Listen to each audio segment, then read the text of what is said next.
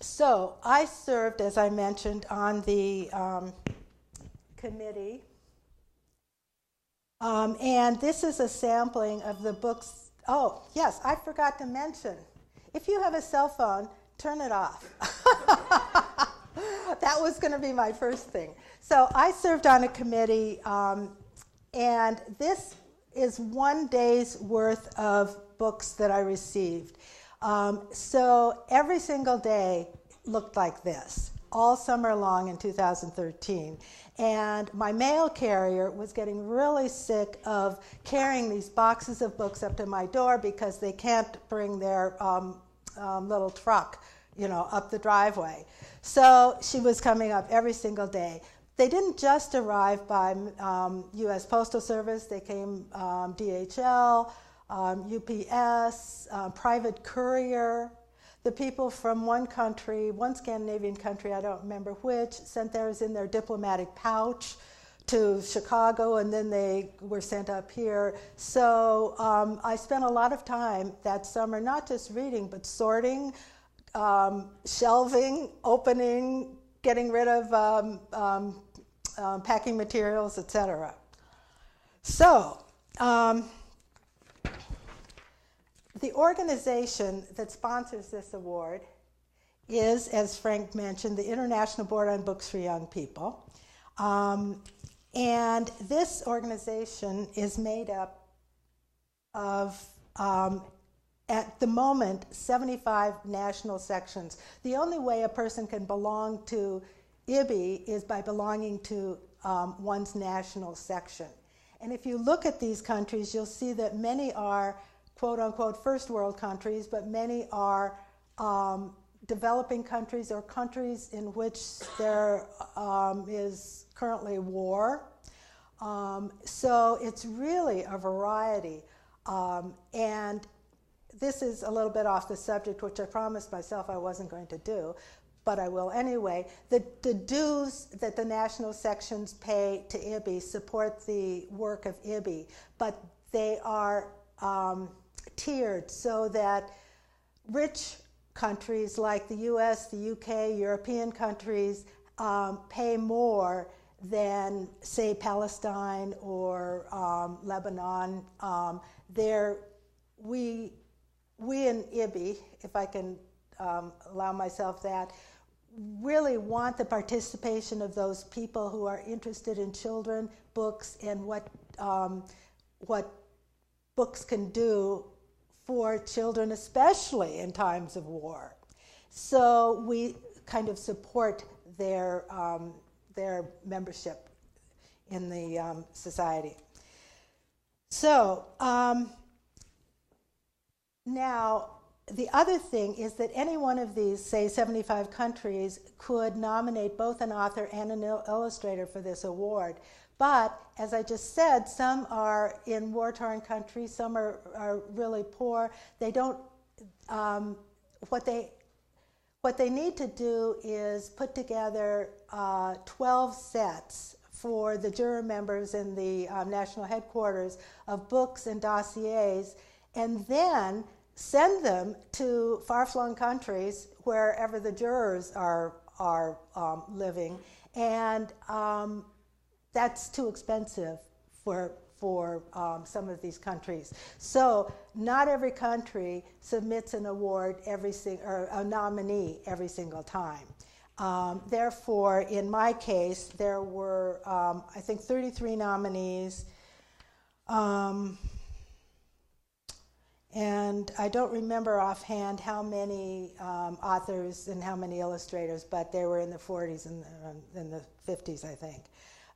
So never mind the fact that I had to read all those books. And you're saying, well, how can you read books in Cyrillic or Japanese? Oh, do you know all those languages? Well, no, I don't know all those languages. And many times they come with rough English translations. Other times, if they're Spanish, French, German, we've already said what languages that we read in and what languages that we speak fluently, i.e. English. And I do read in simple text in several other languages, and so I'm able to get the idea of what some of the writers are writing. You don't really need language for the picture books, for art. And so, of course, some people contribute more than others in certain arenas in the, when you're on the jury. So the jury members that I served with came from Austria, Cuba, Sweden, Colombia, Italy, Korea, Iran, Russia, Spain, and Turkey. Our discussions were wide-ranging, and they were held in English. So I, of course, was at an advantage as opposed to the Korean man who was at a big disadvantage because he knew what he wanted to say, but he couldn't express it.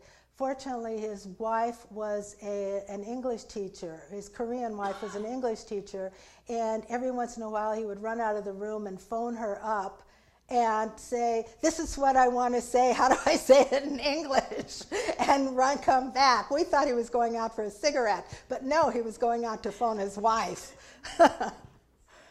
So, in any case, this gives you an idea of how the mix of countries comes into play and why the books, I obviously donated my jury set.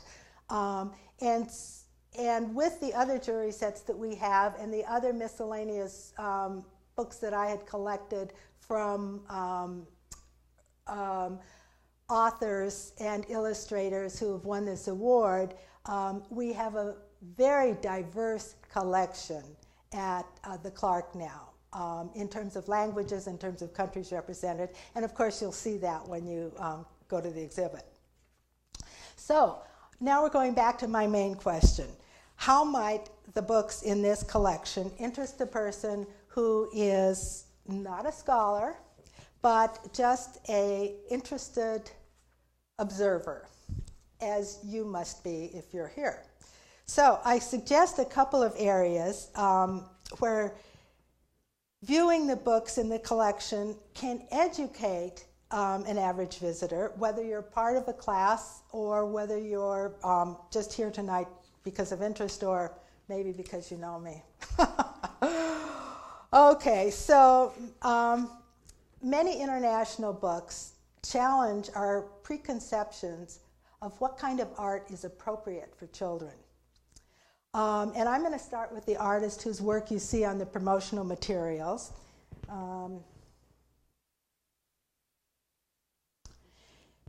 And you notice that it's fairly disproportionate and the color usage is not necessarily realistic. This person's name is Kwiatka Paczowska. Very unpronounceable, but I worked at this one. She won the Hans Christian Andersen Award in 1992. And here are some of her books.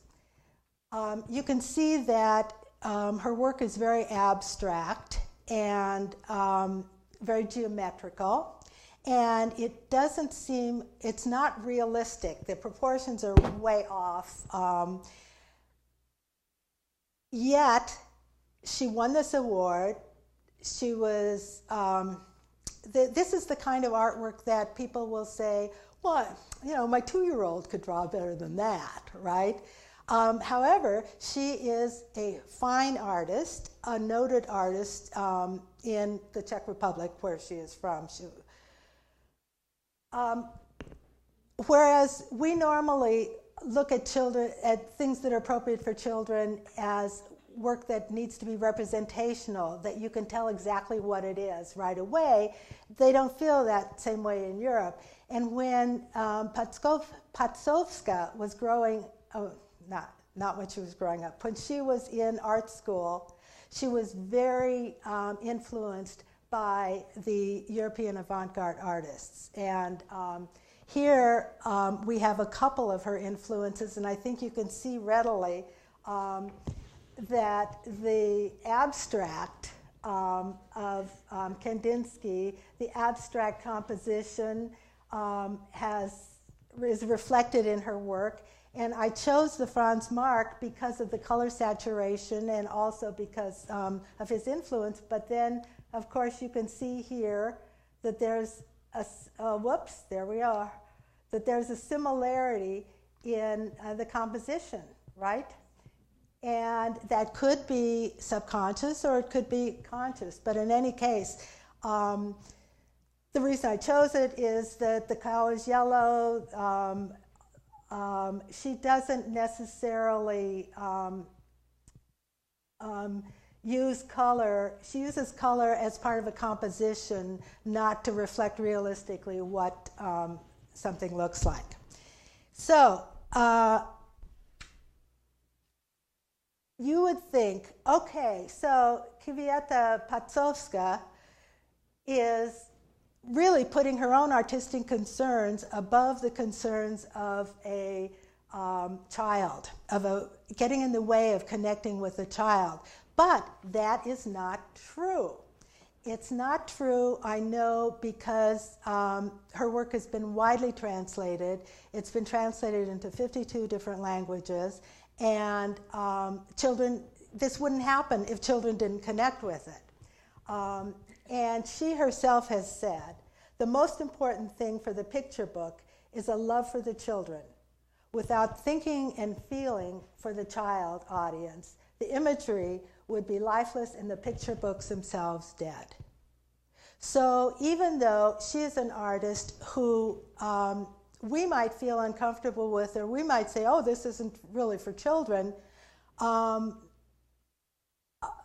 people in other parts of the world don't agree with that.